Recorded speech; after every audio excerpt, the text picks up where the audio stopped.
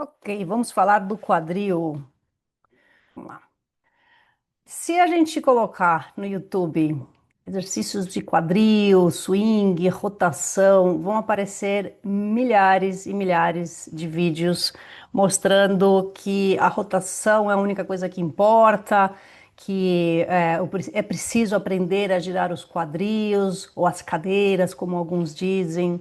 Então, o golfista sabe muito bem disso, né? Ele sabe que a rotação é super importante, mas a maioria das vezes eles não entendem como é que ele é produzido. Então, eles fazem muito essa pergunta: como é que eu sinto que eu estou girando o quadril? Ou como é que é o estopim do movimento para eu conseguir passar o quadril? Eles precisam entender isso, porque quando a gente entende o movimento aqui, a gente consegue executar, né? A gente entende no software para executar no hardware. Então, o jogador ele precisa entender como é feito esse movimento para ele conseguir realizar, primeiro de uma maneira consciente, para depois, pouco a pouco, ir ficando natural e inconsciente. Então, como é que é feita essa rotação? Em primeiro lugar, ele tem que entender que existe o componente da dissociação, que é essa separação entre ombro e quadril. Ele precisa aprender a controlar esse movimento. Existe uma transferência de pressão, que a gente vai estudar um pouquinho mais à frente, né? Uma transferência de força vertical entre o lead side, o trail side durante o backswing e do trail side para o lead side no downswing impacto. É muito importante ter mobilidade, mobilidade de coluna, mobilidade nos quadris. E quadril, eu estou me referindo ao fêmur dentro do acetábulo, né, dentro da pelve. Não é um movimento que eles entendem como rotação de quadril. Eles entendem rotação de quadril um movimento que é muito mais feito por uma sincronia entre lombar e quadril do que só pela esse movimento da pelve, né? Eles não, eles quando falam quadril, eles se referem à pelve inteira. Então é preciso entender assim, anatomicamente o que que o jogador está querendo dizer e explicar para ele aonde ele precisa trabalhar para conseguir gerar essa rotação, essa passada do quadril que ele tanto precisa. Então, a gente precisa trabalhar para descobrir, em primeiro lugar, se tem alguma limitação física para essa falta de rotação e, se não houver, entender que o problema pode ser coordenativo ou pode ser técnico. Então, quando a gente faz uma avaliação física e a gente percebe que fisicamente aquele jogador não tem restrição de mobilidade no quadril e não tem restrição de mobilidade na lombar, qual que é o problema? Então, por que que ele não consegue fazer a dissociação? Em geral, acontece por uma falta de coordenação, uma falta de propriocepção, de controle motor. Então, aí entram os exercícios coordenativos. Mas vamos lá, a gente vai estudar um pouquinho hoje os movimentos do quadril. E quadril, quando a gente fala quadril, que novamente a gente se refere ao movimento que o fêmur faz dentro do acetábulo, dentro da pelve. Então, o quadril ele é uma articulação sinovial do tipo esferoide e, portanto, capaz de realizar movimentos em todos os planos. Tem flexão, tem extensão, tem hiperextensão, tem abdução, tem adução, rotação lateral, rotação medial ou rotação interna e externa. A gente consegue realizar todos esses movimentos. Agora, quando vocês pensam nos exercícios da academia, quais são os movimentos que a gente mais vê acontecer?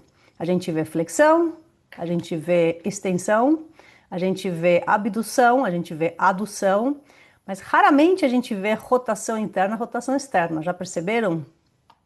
Pois é.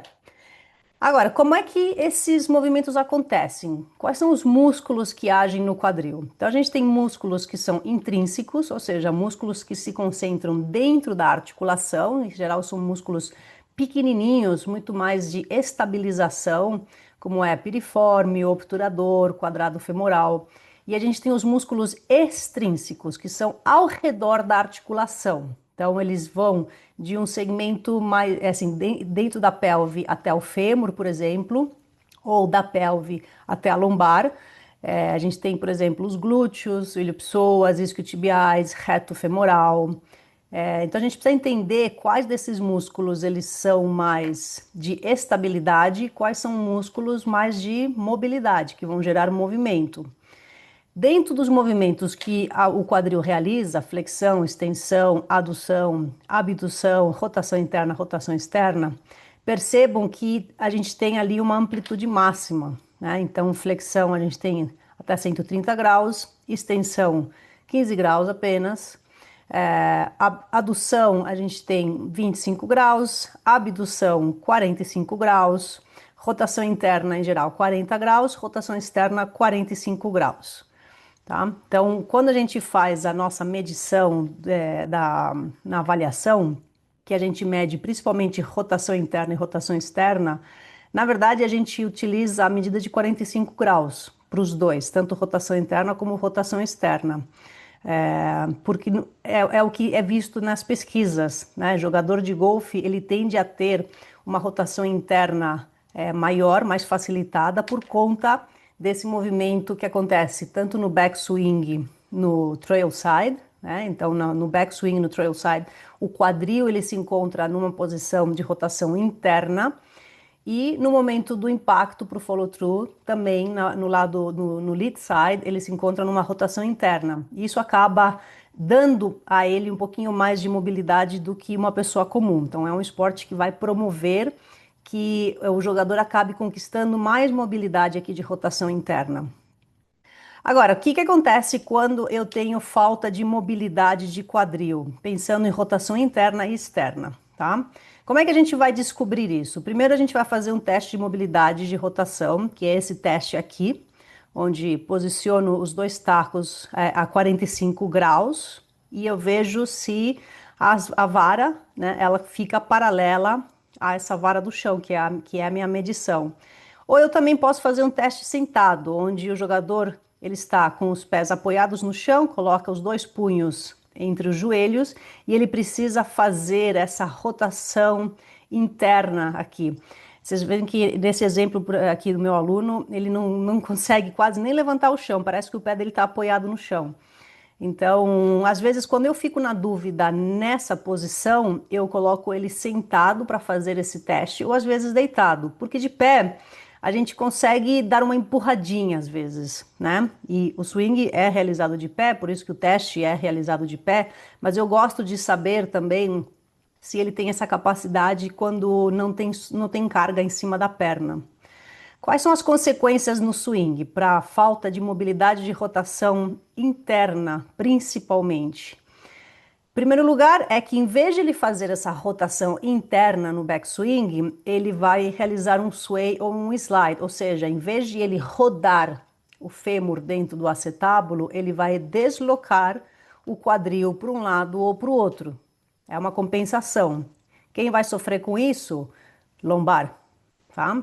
Então, lombar vai ser ali o mecanismo de compensação para a falta de rotação interna. Ele pode fazer flat shoulder playing, que é quando ele se eleva, ou seja, ele perde flexão de quadril no backswing, porque isso facilita um pouco a rotação interna de quadril. Então ele se eleva, ele fica mais alto, os ombros acabam ficando mais paralelos ao chão, em vez de ele ficar com o plano inclinado e o ombro apontado para o chão.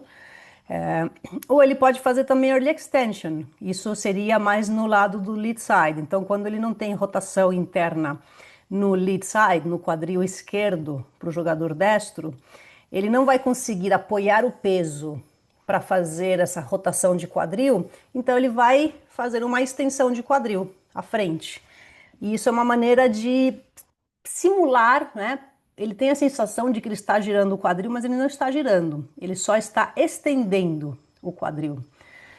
Pode provocar dor lombar ou movimentos excessivos nos joelhos por compensação. Então, a falta de mobilidade de quadril, principalmente em rotação interna, vai gerar aquela compensação na lombar ou nos joelhos, que nem a gente mostrou naquele gráfico ali das articulações do TPI. Sempre a articulação acima ou abaixo vai precisar compensar. É mais comum aparecer na rotação interna, com certeza. Principalmente se o seu aluno é um homem, se ele passa muito tempo sentado, em geral, a rotação interna ela vai estar mais afetada. Se vocês reparam, assim, os homens em geral, eles sentam com os joelhos abertos, né? Eles sentam já em rotação externa. E aí, quando precisa trabalhar a rotação interna, não tem muito. Uma solução simples no swing. Então, aqui para os meus coaches de golfe, se você tem um aluno que você percebe que ele tem uma falta de rotação interna bem severa, uma coisa muito fácil que você pode fazer já para ajudar ele é permitir que ele mantenha os pés levemente abertos no swing, em vez de ficar com os pés bem paralelos. Então, só de fazer essa abdução dos pés, né, você já está dando para ele ali um pouquinho a mais de rotação interna. Então, 15, 20 graus ali já vão ajudar ele a ter uma sensação de que ele consegue fazer esse carregar o peso em rotação no backswing, carregar o peso em rotação interna no downswing para o impacto, sem precisar perder a postura, tá? Aqui tem outro teste, que é o Thomas Test, que é para ver se ele tem uma dificuldade de extensão de quadril. Esse é um teste, também dá para fazer com a perna para baixo, né? Imagina que a pessoa está deitada um pouquinho mais para baixo, com o joelho na ponta ali do banco, e a perna pendurada. Então, o teste alterado mostra que a coxa dele se eleva quando ele puxa uma perna para si. Então, essa falta de extensão de quadril no swing, ela pode afetar bastante, porque o jogador não vai conseguir terminar naquele finish bem estendido, né? Então, por exemplo, vocês veem aqui essa imagem aqui da jogadora, essa posição de extensão de quadril, ela é bem importante para o finish. Para quê? Para que a gente consiga girar essa pelve, né? Vocês percebem que o quadril dela está apontando ali para o alvo. Então, essa extensão aqui de quadril, ela é super importante e a gente precisa testar também para ver se tem alguma dificuldade. Como é que a gente vai identificar? Esse é o teste de força de glúteo. Então, nesse teste que o jogador está deitado, elevando o quadril, a gente observa nessa jogadora, dá para perceber que ela não levanta o quadril muito, né? O quadril dela, inclusive essa perna aqui, ela tá até um pouco mais elevada. A gente pede para levantar bastante o quadril, tentar ficar reto, o tronco com a coxa. Quando a gente percebe que o jogador tem dificuldade, não tem muita ativação de glúteo, ele não consegue levantar bem o quadril, é provavelmente falta de extensão. Pode provocar lesões na lombar e joelhos por compensação. E, novamente, alunos que passam o dia inteiro sentados ou treinam sempre em máquinas estão mais propensos a não ter essa extensão de quadril boa. Agora, quando a gente fala de falta de mobilidade de quadril, é preciso entender que essa falta de mobilidade de quadril, ela é diferente. A demanda dela no trail hip, ou seja, no lado que está afastado do alvo, e no lead hip, no lead side, que é o lado que está mais próximo do alvo. Então, por exemplo, no backswing, aqui ó, backswing, trail hip, se a gente tem uma falta de rotação interna limitada ou uma falta de extensão, o tronco vai compensar com uma rotação lombar excessiva, então, e vai afetar o load que a gente chama de carregar, né? De carregar, é como se estivesse carregando a catapulta, certo? O que isso vai fazer? Vai perder potência e distância, vai aumentar a tensão na lombar e pode gerar o desvio, que é o reverse spine angle. Agora, no lead hip, o lado que está mais próximo do alvo, o momento mais crítico é o downswing e o impacto. Então, a falta de rotação externa limitada, a falta de rotação interna, a falta de extensão e adução limitada, tudo isso vai afetar a sequência cinemática. Então, lembra daquela sequência que o quadril puxa os ombros, que puxam o braço, que puxam o taco? Nesse momento, né, no momento ali do topo do backswing, se eu tenho uma dificuldade dessa rotação externa limitada, eu vou ter dificuldade de chegar no limite da amplitude para gerar torque e vai afetar o explode. Então, o que significa isso? Load and explode. Load é carregar e explode é explodir. Então é mais ou menos assim, é carregar a arma e atirar. Eu preciso ir para o lado, como se fosse um contramovimento, que é o backswing, para gerar aceleração no swing, no downswing principalmente. O que acontece no minha lombar quando eu tenho essa falta de rotação externa, essa falta de mobilidade? Eu vou aumentar a força de cisalhamento na lombar. Então, biomecanicamente, eu vou carregar a lombar e carregar o joelho, porque eu preciso gerar essa força. E se eu não tenho mobilidade dentro do quadril, novamente, a lombar ou o joelho vai precisar compensar. Agora, se eu tenho falta de estabilidade de quadril, que também é comum, tá bom? Não só em mulheres, mas em homens também. A falta de estabilidade, lembrando, é aquela falta de controle do movimento. Como é que a gente identifica isso? No teste de equilíbrio, tá? Se você vê que o aluno está ali na posição do equilíbrio e ele se balança muito, principalmente pelo quadril, tá? Porque às vezes a gente vê o movimento de acomodação ali, aquele movimento de manter o equilíbrio no tornozelo, um pouco no joelho, mas se o movimento acontece ali no quadril, em geral a gente pode observar essa falta de estabilidade.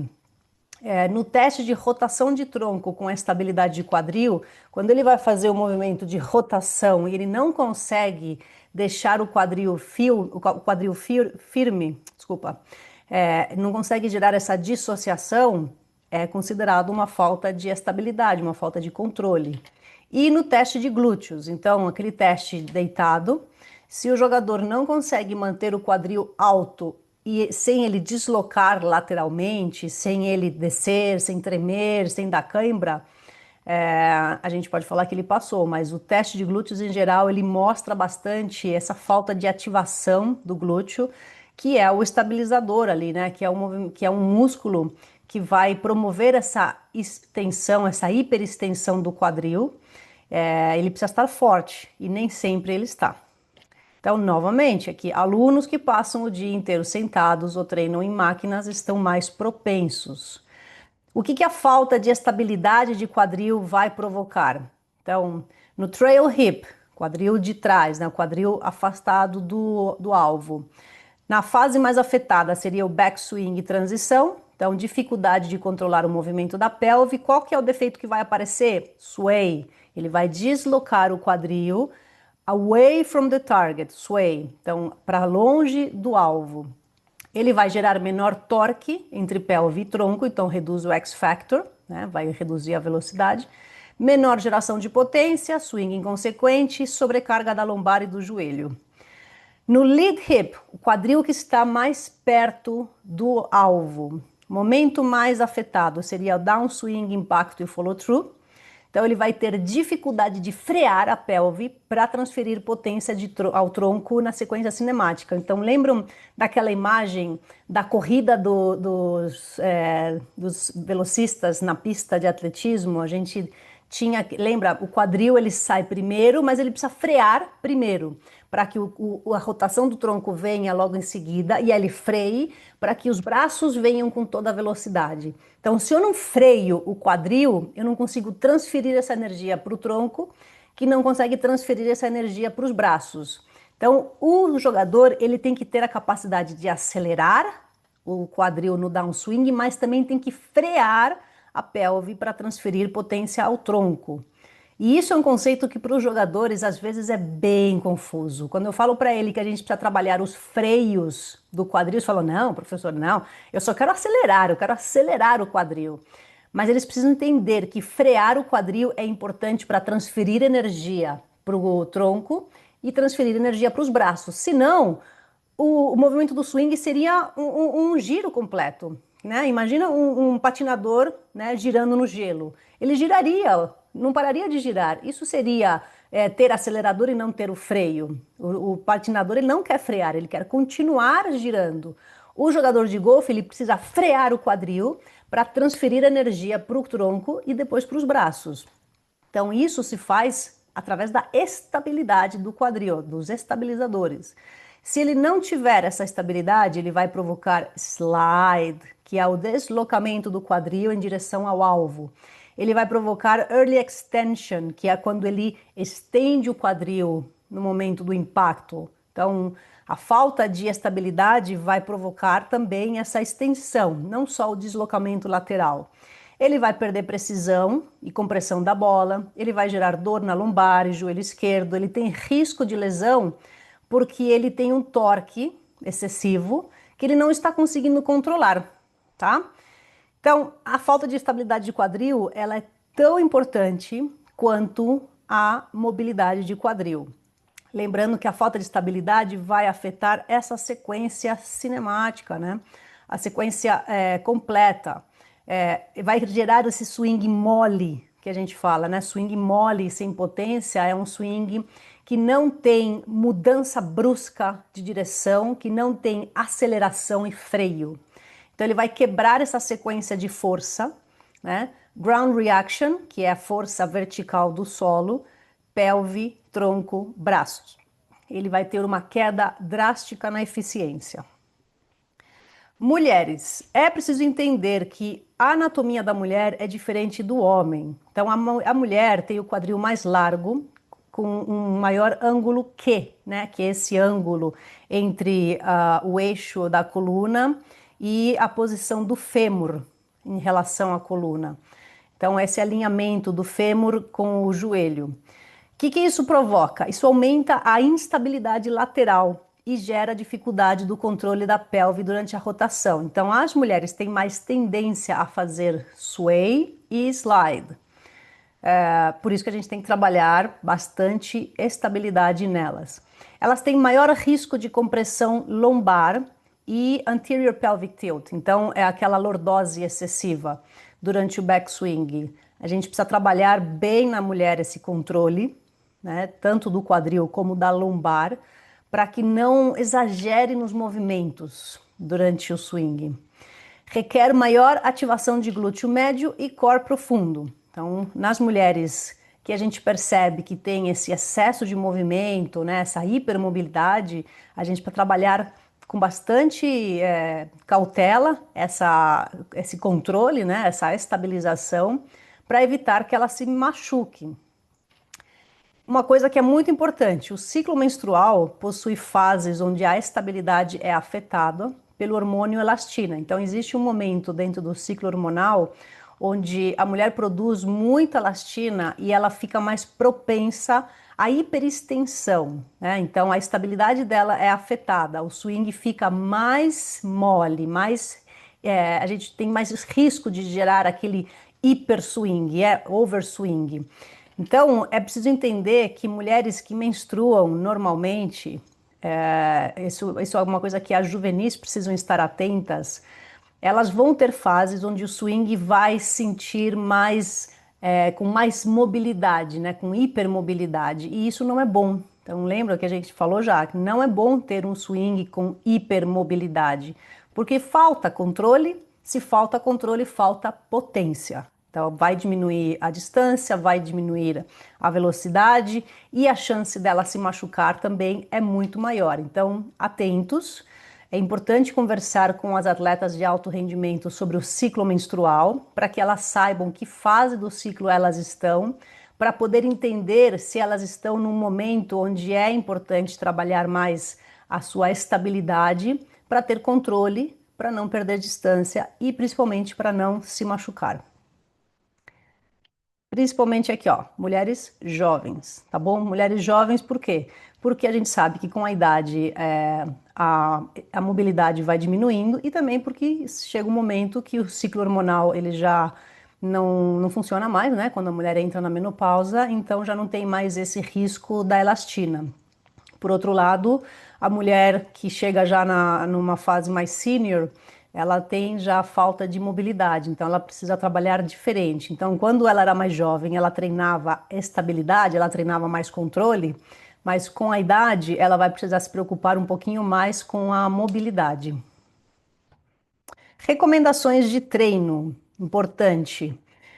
Trabalhar muito essa cadeia cinética, essa transferência de baixo para cima, tá? Então, a recomendação é pesos unilaterais, pesos livres, evitar máquinas, tá? Porque a gente quer que o corpo faça uma estabilidade ativa, a gente quer que o corpo gere mobilidade ativa, não passiva.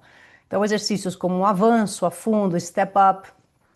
A gente tem que variar planos de movimento, tá? Lembrando que o quadril é uma articulação que tem todos os planos de movimento. Tem flexão, tem extensão, tem abdução, adução, rotação interna, rotação externa. A gente precisa trabalhar tanto a mobilidade como a estabilidade em todos esses planos. A gente tem que trabalhar mudanças de movimento, então mudança de direção, por exemplo, passos laterais, agachamentos laterais, onde eu piso e volto. Todos esses movimentos acabam trabalhando a mobilidade, mas também trabalham a estabilidade. Essa mudança de direção no movimento, que nem eu falei, ela é super importante para gerar potência, para gerar o torque. Então, é muito importante incluir exercícios que tenham essa mudança de movimento.